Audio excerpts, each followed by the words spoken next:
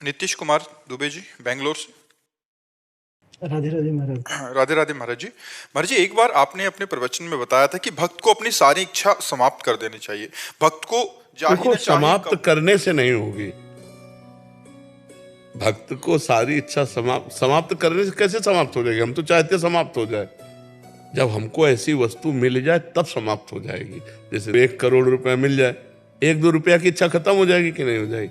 ऐसे ही या तो भगवान की प्राप्ति हो जाए और या भगवत प्राप्ति का लक्ष्य बना लिया जाए, तो हमको ये सांसारिक कामनाओं और बस साथ में भजन हो, भगवत प्राप्ति का लक्ष्य हो और साथ में भजन हो, तो फिर सांसारिक सुख। अच्छी बात ये समझ लो कि जिस समय हमारा भजन में मन लगेगा, भगवान हमें प्रिय लगने लगेंगे, उस समय संसार का ब्रह्मा तक के भोग, जो ब्रह्मलोक तक के, कुछ अच्छा नहीं लगे।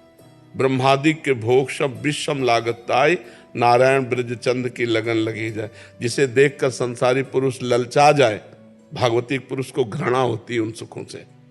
जे रमा विलास राम अनुरागी, तजत बमन जिम जन बड़भागी। वो जन भगवान के जो दास जन हैं, वो बड़भागी जन जो भजन में मस्त हैं, उनको ये सब भोगों से घृणा होती है। तो अपने आप कामनाओं का त्याग तभी होगा जब हमें आनंद मिलेगा। हृदय में आनंद तब मिलेगा जब भजन होगा। तो हमको आंख मूंद के पहले भजन डट के करना चाहिए। जैसे उन माता जी से कहा, डट के भजन करो, उठते बैठते चलते फिरते राधा राधा राधा राधा राधा राधा राधा। तो सब पापों का नाश होकर के निर्विकारता हृदय में जे भी आई, तो कामना अपने आप चली जाए। मलिन मन में कामना होती है और निर्मल मन में निष्कामता होती है। जब तक मन निर्मल नहीं होगा तब तक कामनाएं तो बनी ही रहेंगी। शरीर अभिमान में कामना है और स्वरूप बोध में निष्कामता है। स्वरूप में कोई कामना नहीं है और शरीर कभी निष्काम हो नहीं सकता। शरीर भाव में अगर हम रहेंगे कि हम स्त्री हम पुरुष हैं, तो कामना बनी ही रहेगी। जब तक आत्मस्वरूप का ज्ञान नहीं होगा या जब तक भगवत भजन डट के नहीं होगा, तब तक इस कामना से पिंड छूटने वाला नहीं है। बातों से कह दे कि हम निष्काम, तो नहीं बनेगा। चलिए, आत्म स्वरूप और आत्म बल में क्या अंतर होगा?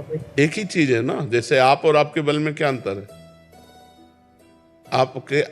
आप और आपके बल में कोई अंतर है क्या? बल के कारण ही, बल के कारण ही वही आप ही हो ना, बल ना, तो बस वही है। महाराज जी, जिस भजन आपने कहा कि 24 घंटे भजन होना चाहिए, मैं हरे कृष्ण महामंत्र का जप करता था, शुरू से करता हूँ कुछ। तो जैसे कि आपने कहा 24 घंटे होना चाहिए, वो इतना बड़ा मंत्र है कि 24 घंटे हो नहीं पाता है। क्यों नहीं हो सकता? अगर हम करना चाहें तो कर सकते हैं। हम एक एक शब्द, जैसे हम भोजन के एक एक कवल का स्वाद लेते हैं ना, ऐसे ऐसे हम स्वाद लें। हरे राम हरे राम राम हरे हरे कृष्ण हरे कृष्ण कृष्ण कृष्ण। पूरा मंत्र लिख गया हमारे सामने, तुम्हारे सामने भी लिखा। देखो, अब लिखो, हरे राम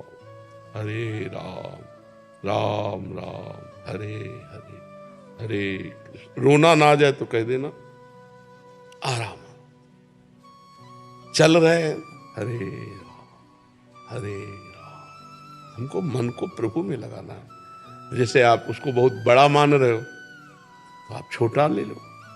भगवान का कोई नाम जो प्रिय लगे और जिसमें हम बार बार उसी का चिंतन कर सके, पावर आ जाएगा, अंदर पावर आ जाएगा। तो महाराज जी, जैसे आप राधा रानी के बारे में बताते हैं, राधा रानी सबके इष्ट तो है ही कृष्ण के।